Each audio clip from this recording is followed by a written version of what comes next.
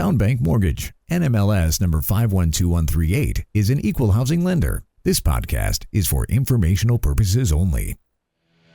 And now, the man born with a 5 o'clock shadow and with the NMLS number 2028-201. He is a gentleman. He is a scholar. He is Tyler Cralle. Well, I'm excited.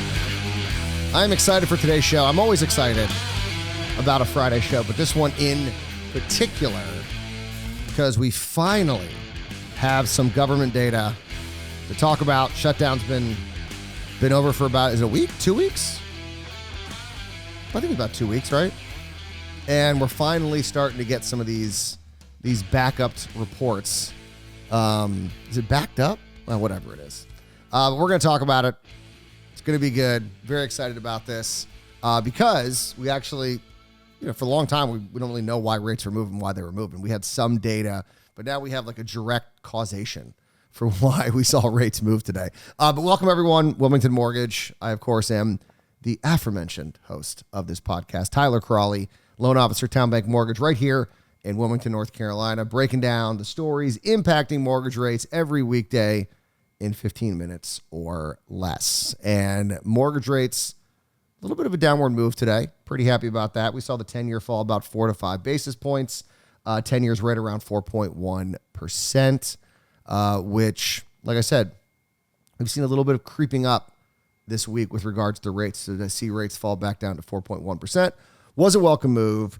But just looking, what was that? Looking, what was that, like, did I glitch? I just glitched in real life. Looks can be deceiving. That's what I was trying to say with this report, because the top line number was pretty stellar. 119,000 jobs created in September. That was more than double what economists were expecting. They were expecting about 50,000, 119,000, more than double. This was well above where we were in August. That report was revised downward to 4,000 jobs lost. So we actually had a negative month in August, so quite the turnaround. And in fact, that September report is the best report since April. So looking at these numbers, you're like, man, that was a pretty good report. Why did rates fall? Because normally when you have a good jobs report, rates increase because there's a concern about, oh no, we're getting a tight labor market. Wages are going to go up. That can lead to inflation. And so, not going to cut rates. So what happened? Well, you got to dive a little deeper into the numbers. And that was the jobless, or I should say that was the unemployment rate. So the unemployment rate ticked up to 4.4%, rising from 4.3% the prior month, and was the third straight monthly increase. And in fact, that 4.4% number is the highest level since October 2021. So almost 4 years since we have seen the unemployment rate this high. Now, of course, you can spin this a lot of different ways. The labor market's bringing, because you can have the unemployment rate rise with a good jobs number because people see a healthy labor market and say, I want to get, into the labor market. And so someone that wasn't looking for a job now is looking. That actually can increase the unemployment rate. I'm sure some people are going to argue that. That doesn't seem to be what's happening here, because all we've been hearing about for the last 6 months is how weak the labor market is. So it would be kind of surprising if, all of a sudden in September, for some reason, all these people decide to start looking for work. It seems more likely that we are just seeing a higher unemployment rate because we are seeing sort of a weakening in the economy, slower growth, just overall weakness in the labor market. Now, the reason why we had such a good number, healthcare added 43,000 jobs in September. So that was, probably the biggest, that was obviously the biggest reason for that. Transportation and warehousing created 25,000 jobs, and social assistance created 14,000 jobs. Meanwhile, government continues to shed jobs, losing 3,000 in September, and that brings their yearly loss to just under 100,000. They're at 97,000 jobs lost in the government. The prior 2 months, as I mentioned, were revised downwards. So August was originally I think around 20-some thousand was revised downward to 4,000 jobs lost.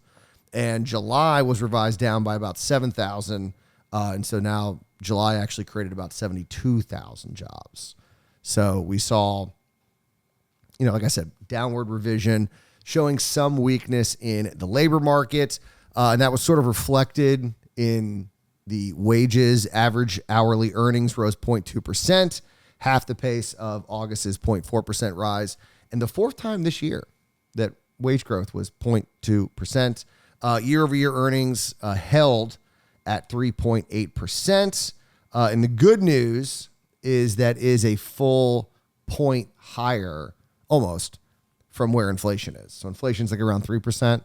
So it means wages at least are outpacing inflation, which is what you want to see with an economy like this, or just an economy in general. Nick Timiraos of the Wall Street Journal wrote in the Journal that the report was unlikely to, quote, resolve the Federal Reserve's deliberations over whether to pause interest rate cuts next month, noting that we saw two competing stories in this data. Hiring snapped back more strongly than expected, so that could be an argument for why we shouldn't raise rates or why we shouldn't cut rates. However, the unemployment rate rose to a 4-year high. That's a good argument for why we should cut rates. And so, kind of a problem. The puzzle, as Timiraos put it, gives Fed officials both evidence of resilience and signs of softening, which continues the ambiguity of what's going to be happening at that December meeting. Now, that was not the only jobs data that we got today. In fact, we once again are now getting jobless data from the Department of Labor. And the top line number, once again, nothing really to, maybe a little misleading, I should say, with initial jobless claims falling to 220,000 for the week ending November 15th. We also got all the subsequent data from back reports as well. So that 220 was down from 228 the prior week, and was the third time that we have seen that level 220 in the last 8 weeks.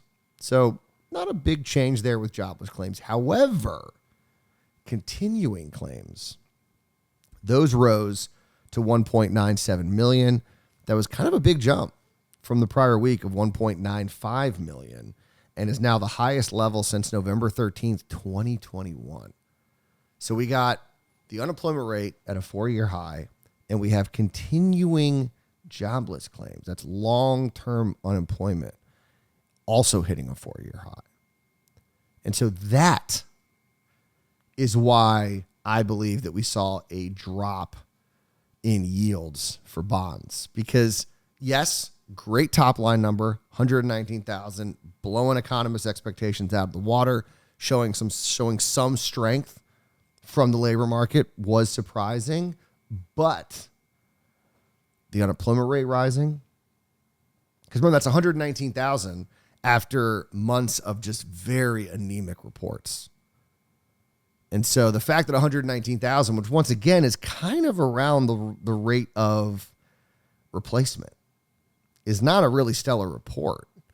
And the fact that it was getting hyped by a lot of people, of course, from the Trump administration, is like, oh, look how great the economy is sort of actually a sign that things actually aren't that great.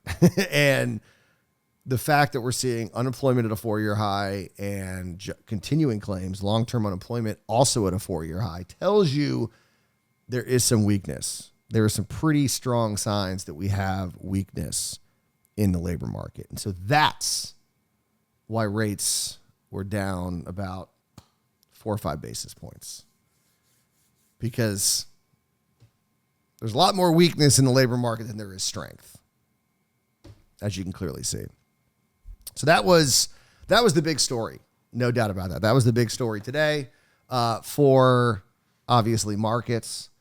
We did also get some housing data. This usually doesn't impact rates too much, but it could also be a sign that, you know what, these rate drops that we've seen, the Fed cutting rates and, of course, the impact it has on the 10-year Treasury has been a good thing for the housing market. So existing home sales from the National Association of Realtors, we saw sales rise 1.2% to a seasonally adjusted annual rate of 4.1 million in the nation. That was a little bit above the 0.9% that economists were expecting, so a little better than expected. We're now at 4.1 million. That is the best level since February. So even better than the spring market. So what it's telling us is that these cuts, these lower mortgage rates are having a positive impact on the housing market. Looking at the regional breakdown, the Midwest was up 5.3%, the clear winner. South was up 0.5%, but I think the South is still making up like 45% of all existing home sales in the country. The Northeast was unchanged, and the West was down about 1.3%. So the only area in the red was the West. But here's what's interesting. So inventory levels, so not just month supply, but total inventory dipped to 1.52 million, a 0.7% decline, and the second drop in the last 3 months. So we're seeing a drop in inventory. We've been hearing about all these concerns about having too many sellers out there, not enough buyers. And what's happening is you're actually seeing inventory levels drop. So clearly it's not as big of an issue, or people are using that to scare people. It's once again, don't listen to the doomsayers about the housing market. They've been wrong for 5 years. Why would they get something right now? And then month supply actually fell to 4.4 from 4.5% the prior month, and is actually the lowest levels since April. So once again, pretty strong numbers from the housing market. Homes sat in the market a bit longer, with median days on market rising to 34 from 33 and up from 29 a year ago. But here's another good news. First-time homebuyers showed up in force, accounting for 32% of all sales nationwide, up from 30% in July and up 5 percentage points from last October. That's a big jump. That's almost, 20% jump? Almost. That's pretty good. So like I said, everyone's like, oh my God, the housing market's completely going to tank because there's too many buyers.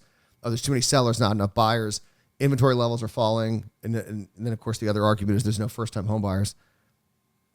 32%, up 5 percentage points from 1 year ago. So things are still not great, but improving.